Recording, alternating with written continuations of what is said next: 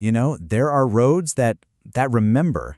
They seem to hold the weight of every footstep, the echo of every single voice.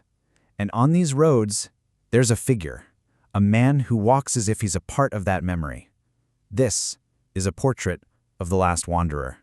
His story isn't really told in beginnings or endings. It's constant. When you ask him where he's going, the answer is always the same. He is a man in a perpetual state of motion, and he's defined not by where he's from, but by the journey itself. So he doesn't belong to a city or a nation. He belongs to the forgotten paths, right? The seams of the world where history has kind of left a residue. And to understand him, well, you have to first understand the road. So, what makes this man who he is? It really starts with the simple physical reality of what he carries. His tools are few, but they're more like extensions of his senses. See, these aren't just objects. His staff isn't just for balance. It's how he feels the history in the stone, the world's pulse. The chart, it's not a static map. It's almost like it recognizes the paths he's walking on. And the whirl? Well, that's an instrument for seeing what others can't, for reading the invisible. And those tools, they bring us to the very core of how he perceives things. He doesn't just see the world, he reads it, on a level that most of us can't even begin to sense. It's something called the waymark. Think of it like an echo, but for places instead of sounds. It's this layered memory of everything that has ever happened there, a subtle energy that just clings to old roads and ancient crossroads. It's a reality that exists just beneath our own. So how does he do it? Well, it starts as this passive sense, almost like a pressure against his skin. But he's learned to read its disruptions, a wrongness in the air, a memory that feels too thin, like a note missing from a chord. And that's how he navigates. He follows the feeling, the paths that want to be walked. And this is the crucial part. In his world, history isn't some static thing you read about in books. It is alive. It's present in the very ground beneath his feet. The road itself is a living memory, and he's one of the very few who still knows how to listen. But he doesn't always walk alone. In the high, unforgiving passes of the mountains, the world gives him a very unlikely companion.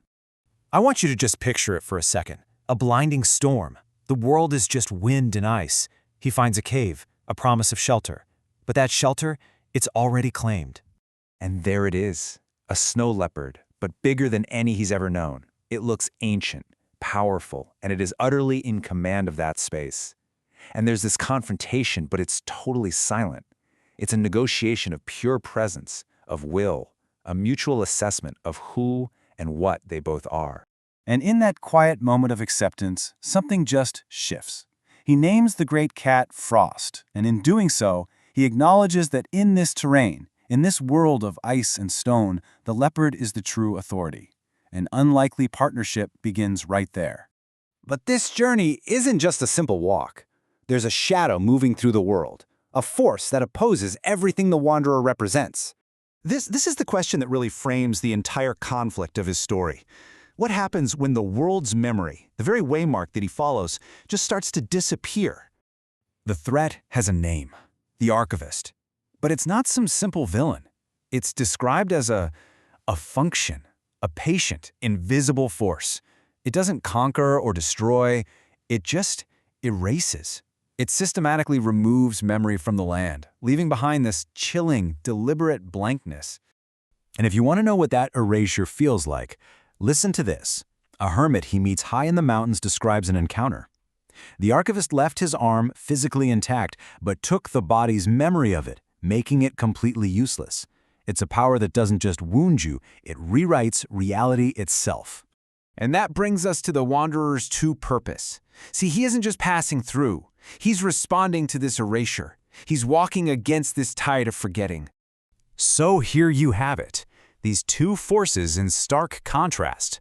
The archivist imposes this artificial, empty order by just erasing the past. The wanderer, in his endless walking, does the exact opposite. He is a gatherer, a preserver. He is an act of remembering in himself. A wise keeper at a crossroads once told him that the world breaks everyone, and his response, it just captures the essence of his whole journey. He knows the world is broken. He's seen the pieces. His purpose is to walk the roads and gather them, to hold on to what's being erased. And so, we're left with this question. In a world where memory can be stripped away, what's really left of us? The wanderer walks on, not because he has the answer, but because the act of walking, the act of remembering, well, that might be the only answer there is.